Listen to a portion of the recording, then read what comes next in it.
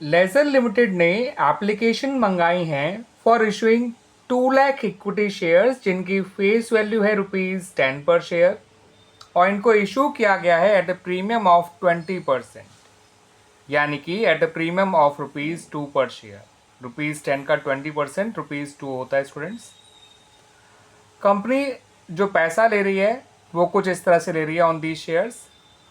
₹5 वो ले रही है ऑन एप्लीकेशन, ₹4 वो ले रही है ऑन अलॉटमेंट जिसमें प्रीमियम का पैसा भी इंक्लूडेड है, यानी कि अलॉटमेंट में ₹2 कैपिटल के हैं और ₹2 जो है वो प्रीमियम के हैं। और जो बैलेंस पैसा है वो लिया जाएगा on first and final call. तो first and final call students ₹3 पर शेयर होगी, क्योंकि 5 कैपिटल के यहाँ पर हैं, 2 कैपिटल के यहाँ पर हैं और बचा हुआ ₹3 होगा on first and final call. 4 में 2 प्रीमियम के हैं, दैट्स वाई मैंने यहाँ पे 2 काउंट किया है। 5 + 2 7 और 10 में से 7 माइनस करेंगे तो बचेगा ₹3। पब्लिक ने अप्लाई किया फॉर 3,20,000 शेयर्स, यानी कि कंपनी का जो इशू है वो ओवर सब्सक्राइब्ड हो गया। इनमें से 20,000 एप्लीकेशंस को रिजेक्ट कर दिया गया और बचे हुए एप्लीकेंट्स को ये शेयर्स अलॉट कर दिए गए ऑन प्रो राटा बेसिस। तो स्टूडेंट्स एप्लीकेंट्स बचे कितने? एप्लीकेंट्स बचे 3 लाख। 3,20,000 में से अगर आप 20,000 कम कर देंगे तो एप्लीकेंट्स बचेंगे 3 लाख। उनको ये 2 लाख शेयर्स दे दिए गए हैं on pro rata basis. 20,000 applicants को कोई शेयर नहीं दिया गया है।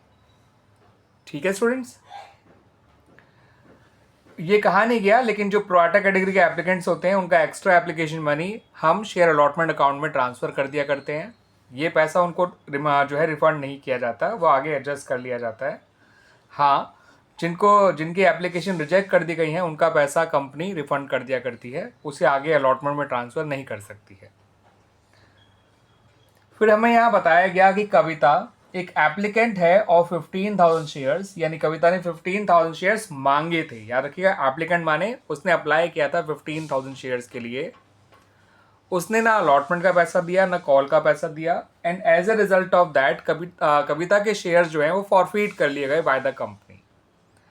आपको इतनी इंफॉर्मेशन के बेसिस पे नेसेसरी जर्नल एंट्रीज बनानी है, पास करनी है in the books of the company. तो स्टूडेंट जो सबसे पहली जर्नल एंट्री बनाई जाएगी वो होगी for receiving the application money, और ये एंट्री कुछ इस तरह से बनाई जाएगी। आप बैंक अकाउंट को डेबिट करेंगे और शेयर एप्लीकेशन अकाउंट को, आप इसे पूरा पूरा लिख लीजिएगा स्टूडेंट्स, पूरा नाम, ठीक है, उसे क्रेडिट करेंगे। पहली एंट्री हमेशा जितनी एप्लीकेशंस आई हैं उससे बनाई जाती हैं। तो 3,20,000 इंटू 5 करिएगा, ये आएगा ₹16 lakh.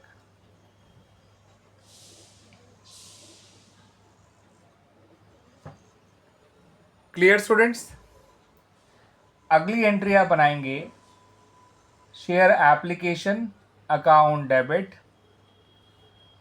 To share capital account भी आएगा नाम, उसके अलावा नाम आएगा टू शेयर अलॉटमेंट अकाउंट, और एक नाम और आएगा क्रेडिट साइड में, to bank account.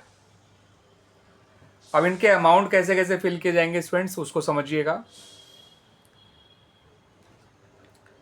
Share application account में तो आप पूरा 16 लाख ही लिखेंगे।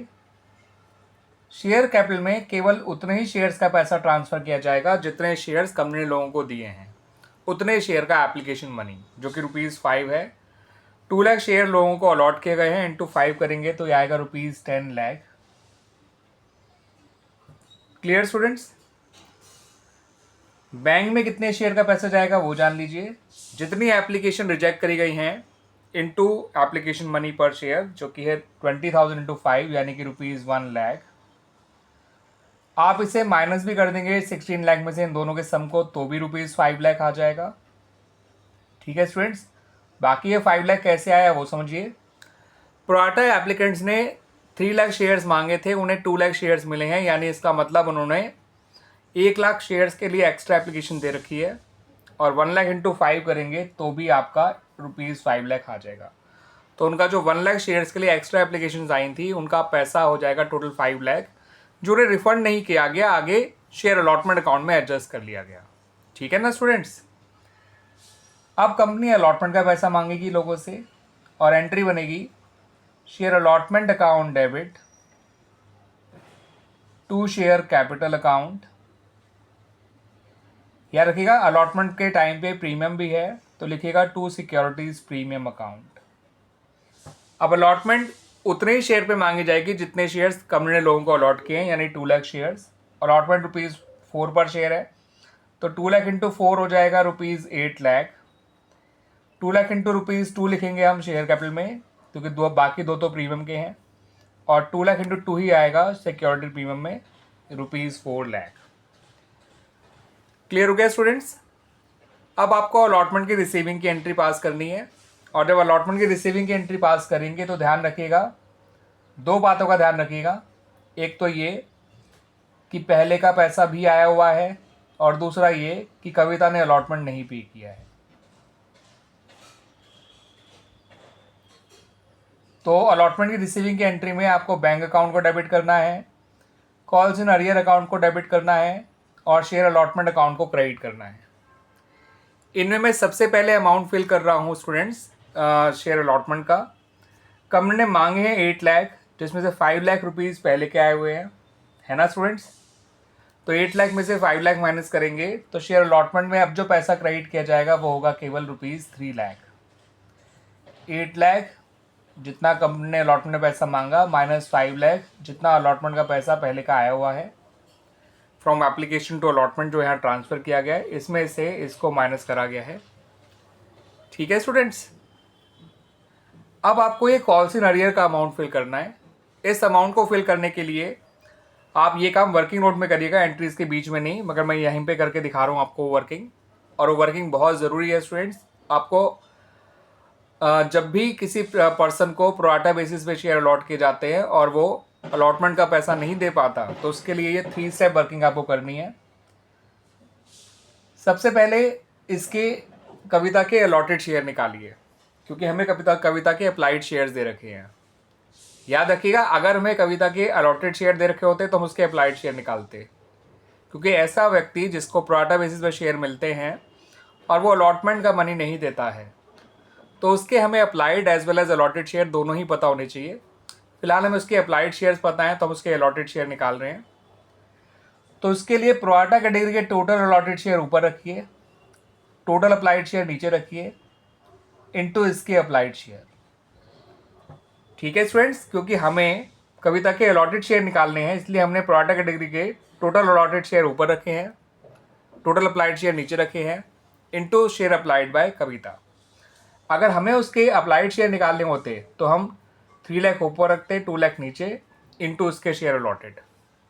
तो कहने का मतलब ये है कि जो निकालना है प्रोराटा कैटेगरी का वो टोटल ऊपर आएगा, अलॉटेड निकालना है तो अलॉटेड का टोटल ऊपर आएगा, अप्लाइड निकालना है तो अप्लाइड का टोटल ऊपर आएगा, दूसरे का नीचे। ये सिंपली निकल के आ जाएगा 10,000। इसका मतलब कविता को जो है 10,000 शेयर्स अलॉट किए गए थे बाय द कंपनी। ठीक है? अब देखिए उसने कितने शेयर्स का पैसा एक्स्ट्रा दिया है। उसने मांगे थे 15,000 शेयर्स, उसे मिले थे केवल 10,000 शेयर्स, और एप्लीकेशन मनी है ₹5 पर शेयर। तो 5,000 इंटू 5 हो गया ₹25,000। इसका मतलब उसका ₹25,000 जो है वो पहले से ही एक्स्ट्रा आया हुआ है फ्रॉम एप्लीकेशन टू अलॉटमेंट। अब जो उसे अलॉटमेंट देनी है वो देनी है 10,000 शेयर्स के लिए, कि उसको अलॉट तो किए गए हैं 10,000 शेयर्स। अलॉटमेंट है ₹4 पर शेयर, तो 10,000 इंटू 4 करिए और माइनस कर दीजिए ₹25,000, जो उसका पैसा पहले से ही एप्लीकेशन से अलॉटमेंट में आया हुआ है। तो 40,000 उसको अलॉटमेंट में देने थे, जिसमें से 25,000 उसके पहले के आए हुए थे। दैट्स वाई उसका जो अलॉटमेंट का कॉल्स इन अरियर निकल कर आया वो आया सिर्फ ₹15,000। सिर्फ 15,000 ये इसलिए निकल कर आया क्योंकि उसने एप्लीकेशन पे ही पैसा एक्स्ट्रा दे रखा था, क्योंकि उसने मांगे थे ज़्यादा शेयर्स, उसे मिले थे कम शेयर्स। तो उसका जो एक्स्ट्रा एप्लीकेशन मनी था 5,000 शेयर्स का ₹25,000, वो आगे अलॉटमेंट में एडजस्ट कर दिया गया होगा। अब उसे केवल 15,000 देने थे, आउट ऑफ 40,000 25,000 पहले के आए हुए थे। ये 15,000 यहाँ लिखिए, और बचा हुआ 2,85,000 जो है वो बैंक में डाल दीजिए। इस तरह से हमारी ये अलॉटमेंट की रिसीविंग की एंट्री बन गई। ठीक है स्टूडेंट्स, अब एंट्री बनाई जाएगी for first and final call. तो फर्स्ट एंड फाइनल कॉल का पैसा इस तरह से मांगा जाएगा। आप लिखिएगा share first and final call account debit, आप पूरा पूरा नाम लिखिएगा students, to share capital account. 2 lakh shares पे ₹3 के हिसाब से फर्स्ट एंड फाइनल कॉल हो जाएगी ₹6 लाख। ठीक है स्टूडेंट्स, अब फर्स्ट एंड फाइनल कॉल की रिसीविंग की एंट्री बनाई जाएगी। फर्स्ट एंड फाइनल कॉल की रिसीविंग के टाइम पे अब आपको जो कॉल्स इन अरियर निकालना है वो बहुत आसानी से आ जाएगा स्टूडेंट्स। वो 3 स्टेप वर्किंग केवल अलॉटमेंट का अरियर निकालते समय करनी थी। आप सिंपली लिखिए bank account debit, calls in arrears account debit to share first and final call account. यहाँ लिखिए 6 लाख। ठीक है, यहाँ आ जाएगा 10,000 इंटू 3, क्योंकि इसके पास 10,000 शेयर थे कविता के पास, और उसका ₹3 पर शेयर जो है फर्स्ट कॉल का पैसा है, तो उसका कॉल्स इन अरियर आ गया 30,000। बचा हुआ 5,70,000 आ जाएगा बैंक में। सही है स्टूडेंट्स, अब आपको कविता के शेयर्स को फॉरफीट कर लेना है।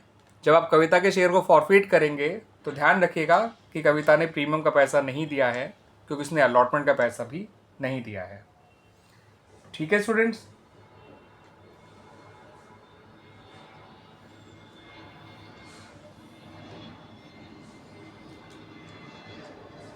स्टूडेंट जब शेयर फॉरफीट किया जाएगा तो एंट्री बनेगी share capital account debit,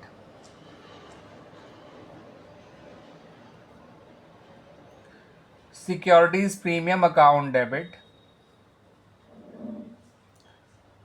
to share forfeiture account और to calls in arrears account. अब स्टूडेंट्स जो ये शेयर कैपिटल अकाउंट है वो तो डेबिट होगा 10,000 इंटू 10 यानी ₹1 लाख से। Calls in arrear account credit होगा विद ₹30,000, यहाँ पर अरियर आया था, 15,000 अलॉटमेंट का अरियर था, तो दोनों को जोड़ दीजिएगा।